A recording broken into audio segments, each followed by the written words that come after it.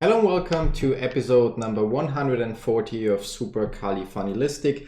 My name is Christian Rauchenwald and today I'm going to show you how to grow your YouTube channel consistently. Now before we get to that, as always, quick shout out or welcome to all of you who tune in for the first time to one of my videos. Make sure to hit that subscribe button in the bottom right corner here below so you don't miss out on any future content. Now that said, let's talk about how you can grow your YouTube channel consistently. There is a bunch of methods that you could use, but and people promising you that it's like, I don't know, gain 100 subscribers per day or something like that. But there is no really easy way that doesn't involve at least a little amount of work. However, the most crucial part is consistency. Yeah. When it comes to growing your YouTube channel, consistency plays a huge role. Why? Because it's not just about getting subscribers, because you don't get any money for subscribers. You only eventually get money for the views and the watch time, or actually for the advertising they watch. Yeah. And you will end up roughly around making somewhere around $2 per 1,000 views. That's a number that's average between a lot of different channels. It may be more, it may be less, but that's what you can estimate that you will get. Now, in order to reach that point, you first need 1,000 subscribers and you need 4,000 hours of watch time combined over the last 12 months. Now, that's a huge amount to reach. But consistency will get you there. Now, it's not just consistency in terms of marketing your channel, but it's actually consistency in terms of producing content, because all those subscribers don't do you any good if they don't watch your videos. And it's also about doing videos the right way in order for them to rank on YouTube. And that's one of the things we're gonna jump into in a second, because that's the most crucial part, because there is no point if you have to basically notify your subscribers all the time or post your videos everywhere all the time in order to get views. The only real way to grow your channel is to optimize your videos so they rank for the right search terms. Now, if you're just starting out, you may also want to consider the following. If you are promoting a product or service in your channel, for example, you're doing affiliate marketing, and let's say you are promoting, I don't know, like a 28-day keto challenge as an affiliate product, yeah, then you shouldn't create a challenge that is about keto, because or not necessarily. Why? Because people that look for keto videos are already in the keto hemisphere. They already are aware. They probably don't need a challenge to help them accountable. Yeah. However, you should think about, okay, what kind of people are one step before? It's people that maybe want to lose weight. They are looking for a new diet to try and stuff like that. And so you should create content for them that introduces them to the keto challenge. If your YouTube channel were about, like what I'm doing, for example, promoting ClickFunnels, then it's not the smart move what I did in the beginning to create a lot of videos about ClickFunnels and tutorials for it. Why? Because the people that are watching it already are using the software, so they are not necessarily the people I want to attract. However, it's smart to then create, like, think about what does the software do for which kind of person or business owner is it interesting, and then create videos about, okay, lead generation for, I don't know, dentists, yeah, lead generation for realtors, and so on, and introduce them to the software. So it's kind of like, I don't know why, but it seems like the logical conclusion, oh, I want to promote ClickFunnels, so I'm going to make videos about ClickFunnels. But once you hear it for the first time, you will see it actually isn't logical at all. It actually just makes it harder for you to gain results.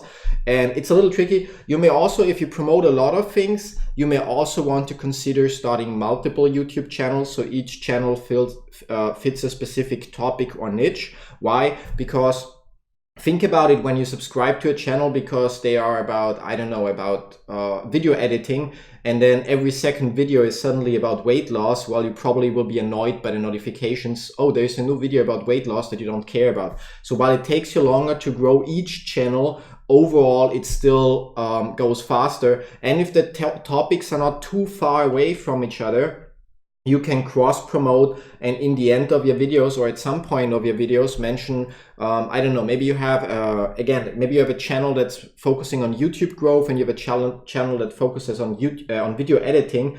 And then in the end of each of the videos on those channels, you could always mention, by the way, check out our other channel that will help you grow your YouTube channel. by the way, check out our other channel that shows you tutorials how to cut your YouTube videos better. Yeah, so that's really important to remember and mention here. And one other thing, you may think that it's crucial for you to cut your videos properly and to have like a great quality in your videos, but that's actually the least important thing. Yes, there are some things that you should consider that will increase your effort.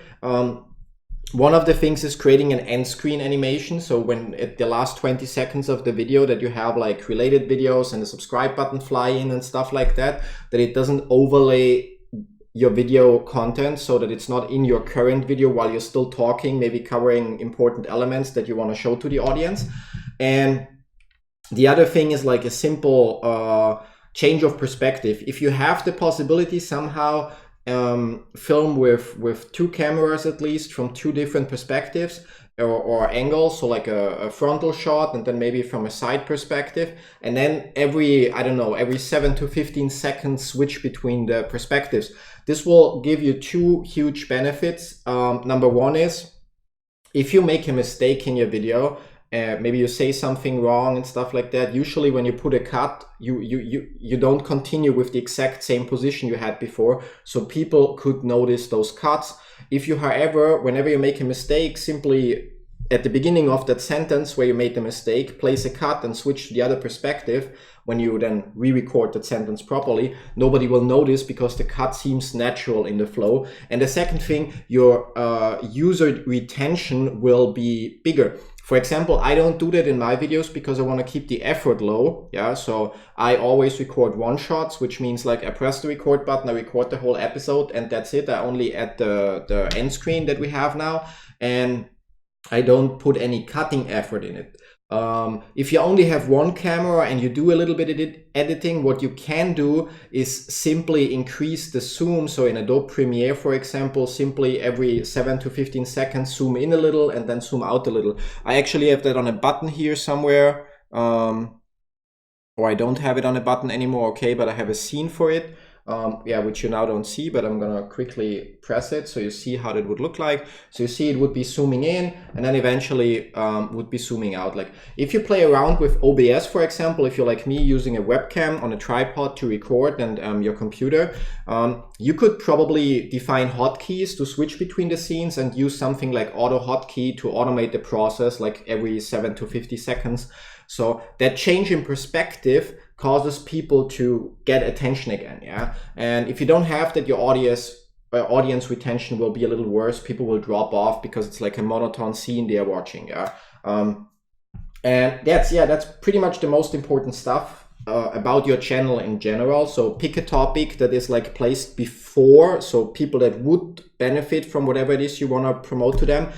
Unless your channel is going to be something about like again, Adobe Premiere video editing or something, yeah, well, then you don't, I don't think Adobe has an affiliate program that you want to promote to them. So then obviously you would just make tutorials about video editing and you would grow your followers and eventually would earn from views on YouTube, and you would probably make some sponsorship deals with Storyblogs and similar platforms that sell templates and pre-recorded videos and stuff like that to secure your income.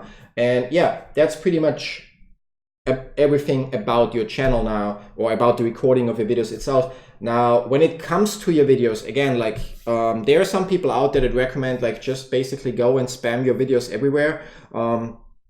It's not the right thing to do. Yes, you can spend time and look on Reddit, on certain blogs, on Quora for questions where your video provides the solution, and then write an answer and embed your video, and it will help your videos to rank, don't get me wrong. But the strongest platforms, or the most important platforms, are still Google and YouTube. So we're actually going to switch to my channel dashboard right now. So I'm going to share that with you here. And as you can see, when you're in your channel dashboard, you can go to reach, and that's like the most important section for you, because here, if we look at the last 28 days, you see that 24 or 27% of our traffic are from the YouTube search and 24% are external. And within the external traffic, we see that 12% are from Google, which means a fraction like 2.5% of the traffic we currently have comes from the Google search. which is great because it means people that are not even on YouTube actively searching find our videos there and then click on them. And the rest is mostly YouTube search, which is like the best thing you can have, because it means without additional effort on the outside, you get this traffic. Now, how do you do that? You use browser extensions like, for example, TubeBuddy. That's the one I'm using. They come with a free plan and then with paid plans as well. We got actually one of the paid plans, but the free plugin like provides all the basic features you need. And how does it work when you go to YouTube, when you think about creating a video, no matter what the topic is? Maybe it's something about ClickFunnels one funnel away challenge, then I would enter simple one funnel away challenge. So I would think about what would be a popular keyword, and there will be an additional bar, and I click here for weighted. It tells me it's a poor keyword, yeah, high search volume, but a lot of competition, and 100,000 videos in the search results, which means that there's like really a lot of videos that I need to outrank. My video needs to beat 100,000 videos to be ranked here. Now, for some reason, sometimes it doesn't show you the most used tags, and then it also doesn't show you the results, which is a little bit of a pity. Yeah. I have yet to figure out like what's the connection there. Could be if it's like for too high volume or something, but let's check another keyword. So you see one funnel away challenge bonus would, for example, be a great keyword or a fair keyword. It still has some search volume. It has less competition, and there's only 11,000 videos to outrank. Yeah. And that's actually a crucial thing. It's like less videos you need to beat. There's still people looking for it. It's more specific, which means it actually is people that are looking to sign up and want to know who has the best bonuses. And therefore it would be the better choice, instead of going for the main keyword everyone is targeting, going for the long tail keyword that's a little longer and has less competition and less search volume, but you're more likely to get that traffic from the search volume. Now, when we look at that, we can also go to the results tab, and we will see the top ranking in the search results is actually one of ClickFunnels super affiliates, Rachel S. Lee, with 2 videos out of 30. And according to TubeBuddy, 0 of the 30 search results are videos of mine. Now, that information is not always 100% accurate, because it's using basically your search results, which are affected by your browsing behavior and so on. Yeah. But it's a great indicator. It will help you, show you how your videos are doing long term, especially when you then rank better. It will get more accurate. Yeah. Now, within that window, within the first summary tab, you now also see the most used tags people use for this video. So you can go through them and you can just check them. You shouldn't select video tag limit or all, but really go through them and only pick the ones that fit. Yeah. So if you do a video about bonuses and reviewing the challenge, you would also pick one funnel away review. Russell Bronson for sure, as he's like the CEO and co-founder of ClickFunnels, and ClickFunnels is the organizer of the challenge, and he's also one of the coaches in the challenge. Now, that also fits. It's not an unboxing video, so don't use keywords that don't fit. It doesn't help you, because just like on Google, when you Google for something and you click on a search result and then you see the page doesn't answer your question, you immediately click back in the browser. Google notices that and notices, okay, that page is not the right fit for that keyword if enough people, or when enough people do that. And on YouTube, it's the same thing. If the video ranks for one funnel away challenge unboxing and then people keep clicking on it, but everybody within the first 30 seconds leaves the video again because there is no unboxing of the challenge box, that you can actually see up there, yeah. Then YouTube obviously knows the video isn't good content for that specific search term. So only pick search terms that actually fit. And we go back to the screen. So it's not unboxing. It would be about bonuses. OFA challenge, not unboxing. That one. 30days.com, it's one of the bonuses or one of the ways to sign up and so on. And you just pick around 20, so you come to the 500 character limit for your bonuses. And then when you create the video, you actually paste the tags, and your first tag will be one funnel away challenge bonus. And that should also be the beginning of your video title. So your main keyword, the first keyword that you use, should always be in the beginning of your video. Now, when we go to, actually, let's go to one of my one funnel away challenge videos. Let's go to this one. And so there we go, open a new tab. It's muted, perfect. Gonna pause it, and then yeah, there the extension comes.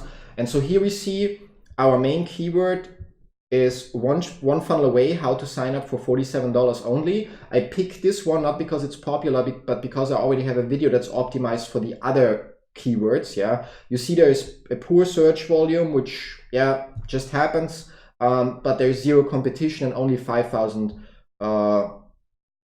videos for that search for that keyword. Yeah, and you see my video title starts with that. And the second thing is the keyword should also be within the first paragraph of your video. So within the first 2 lines, they also show up in the search results. And that's like one of the biggest things you can do to optimize. Now, another thing that you need to do is, or should do, is what I didn't do in this video. Make sure that your name or the name of your YouTube channel is also a tag within each of your videos. Why should you do that? Because the list down here of the up next videos, the suggested content, considers the tags to define which videos should be played next. And if all your videos have your channel name or your name or both of them in the tags, then it means that it's more likely that other videos that you upload that are from your channel will be up next in the up next section. Yeah, so that's it. And you also see in this video description, I'm using the tags a total of 11 times in title and description. You should use at least 10 times. And you can click here to load, and it will check for how many videos the video ranks, and apparently it only ranks for the first keyword. But again, the search results positions that TubeBuddy tell you here, they are not 100% accurate. They are affected by your location, your Google and YouTube account, and your surf and watch behavior. So, but it's an indication, yeah. Now within your description, you want to write a description that actually contains as many keywords, but you do not want to enter just a block of keywords. You want to phrase sentences that at least make some sense. Why do you want to do that? Because the times where you could just paste a ton of keywords and get your websites to rank are long over, and the same goes with YouTube videos. It doesn't work. YouTube is smart enough to know that this is just a pile of phrases that you throw there in the hope that your video ranks, but that it's not valuable information. Now, something else that you should do that I also didn't do in this video, but that I learned later, is within your videos, if you already have similar content or fitting content, in the description itself, place a few links, like maybe 2 to 5 links to other videos, because YouTube makes money by advertising. So obviously they are interested in keeping people on the platform and watching more videos. So they watch more advertising and YouTube makes more money. Yeah. And therefore, when you have some links to other videos in your description, for YouTube, it's a positive sign, because it's likely that maybe in your video you point out, okay, click on the link in the description below to watch that other video. And so the user stays on the platform and generates more revenue for YouTube. Yeah. Now, that's really one of the things you need to consider, or you should do. Then with the rest of your description, think about generating a generic description like the blog I have here that promotes maybe your website, maybe some of your affiliate offers, whatever it is you want to promote. Doesn't have to be as long as mine is, but just so you have like some part that constantly promotes your really important things.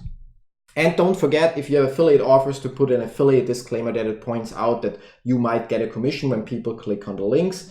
And that's pretty much the most crucial part that you need to do. Now, other than that, you should obviously utilize cards so that you link again to other videos. And those you should put in there once you have a little statistic. So when you go within any of your videos, within the analytics tab, you can click on see more, and then you can go directly to the video and there go to analytics, for example, this one.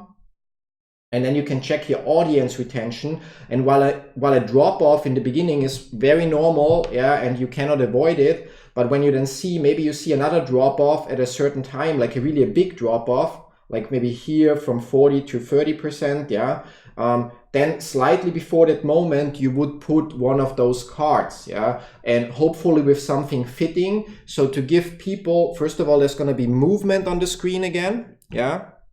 So there's going to be movement on the screen because the card flies in on the top. And second of all, it's going to be, maybe they already got the information they wanted from the video they just watched from you, and so they want to leave. But then maybe if you phrase the text right for that card, they get curious about that video and go watch that instead. So instead of losing them totally, you just redirect them to another piece of your content. It's also going to help you. And the same obviously applies for end screens. End screens at the end of your video are the best thing you could have. And now while back with this video, I'm sure I didn't, yeah, there you see the how not to do it. With this video, actually see that I just put the video overlays there, and it's really, really bad because in this part of the video, I'm still explaining what they need to do on their screen, and then suddenly a video covers it and the subscribe badge covers the content, yeah, which is not in your interest. So you want to have a real end screen, and you can actually, I'm going to put a link below to one of the Envato websites. I think it's Team Forest, where you can simply buy pre-built end screens, and all you have to do is basically like upload them. Or I'm also going to put a link down there to Fiverr. There you will find freelancer gigs starting from $5, ranging to way more. And that will just like, they have then end screen templates, and you provide them with the name of your channel and maybe your social media handles, and they will then create that end screen for you. And all you have to do is you record your episode, and then you take your episode's video and you take your end screen video clip and you combine them before uploading to YouTube. And then obviously add the end screen elements in the positions that are defined or like, yeah, there for your content. Now the last thing to actually grow your channel is not for every video unless you really want to do it, or the last two things, yeah, is to create subtitles for your videos. Why is that important? You may have noticed that YouTube automatically generates subtitles, but depending on how great your English is and which words you're using, YouTube screws up a lot and doesn't get the words right. Now, it doesn't matter that much to you, but it matters to YouTube because YouTube actually uses the subtitles as well to know what you are talking about in the video. Now, if you were to use, I don't know, like if you create a video about the One Funnel Away challenge and all your text is optimized for One Funnel Away challenge, but if within your video you don't mention One Funnel Away challenge one time, well, then YouTube will assume that you try to optimize for a keyword that your video actually doesn't represent. Yeah, so you want to make sure that you also use the keywords like how to grow your YouTube channel, learn how to grow your YouTube channel in this case of this video, yeah, in your video. And then you want to, if you really want, if it's an important video, like something that you really put a lot of effort in and that you want to rank, then you simply use a software called Descript. You can find a link down below, and if and a card up here that's going to point you to a tutorial on how to use it. You will get 100 minutes of free transcriptions, which should serve you already for at least, I don't know, 2, 3, 4, 5, maybe 10 videos, and is very easy to use, and you will have perfect subtitles that will increase your ranking because YouTube will actually understand what you're talking about, and also Google will be more aware what the video is about, so it will increase your chances that for certain search terms that video ranks on Google. And yeah, the last thing I wanted to mention other than the subtitles is actually, again, consistency. You should upload at least 2 videos per week. That should be your goal. You don't have to upload daily, but aim for 2 videos per week and upload them at the same time. So for example, every Tuesday at 5 p.m., every Friday at 5 p.m. Why should you do that? Because just like when people were watching Game of Thrones and couldn't wait for Sunday, I don't know, midnight that the new episode aired, they will know, okay, it's Tuesday, it's 5 p.m., the new video will come. Yeah, that's something I'm not doing at the moment because while I'm growing my YouTube channel, I'm not focusing too much on it. Yeah, but that's something you need to consider, like come up with a schedule, and also on your YouTube channel, on the banner graphic on top of your channel, maybe point out like new video every Tuesday, every Friday. Yeah. And that's pretty much the important stuff. Then don't forget, people are lazy, so tell them what to do. Like I told you in the beginning, and I hope you followed my advice, click that subscribe button below to don't miss out any additional content. And if you have any questions about this, leave a comment down below. So tell people what to do. Like in your case, this is the end of my today's episode. So I'm going to ask you now, if you took anything positive away from this video, be so nice and hit that thumbs up button so others know it's valuable as well. If you have any questions about anything I mentioned here, leave a comment down below. And if you haven't followed my advice in the beginning, then now is the time to hit on that red subscribe button to not miss out on any future content and help me in return grow my channel. Thanks for watching. See you tomorrow with another video. Till then, bye-bye. Thank you for watching this video. If it provided you with any value whatsoever, don't forget to like it by hitting the thumbs up button down below. And also, to ensure you don't miss out any future content, go ahead right now and click on the subscribe button down below. Now, last but not least, the only thing left for you to do is actually pick which of the following 2 videos you want to see next, and I'll see you there.